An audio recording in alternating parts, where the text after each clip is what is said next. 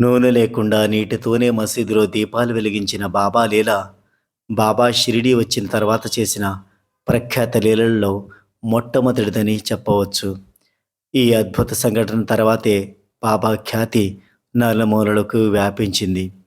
ఈ సంఘటన ఎక్కువ మంది షిరిడీ ప్రజలకు బాబా ఒక సామాన్య పిచ్చి ఫకీరు కాదని, ఒక మహా సిద్ధపురుషుడనే కనువిప్పు కలిగించింది.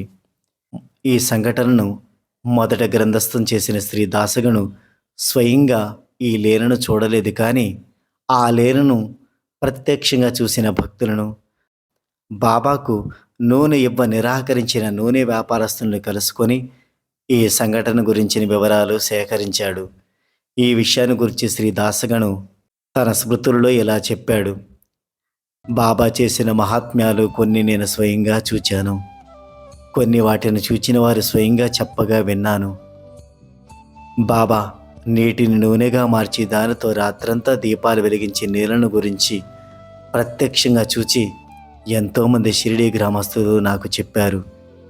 ఆ రోజు బాబాకు నూనె ఇవ్వను అని అన్నవారిలో ప్రేమచంద్ మార్వాడి కూడా ఒకరు అని తెలియజేశారు దాసగను. షిరిడీలో బాబా ప్రదర్శించిన మొట్టమొదటి లీల నీటితో దీపాలు వెలిగించడం. సాయినాథ్ మహారాజ్కి జై.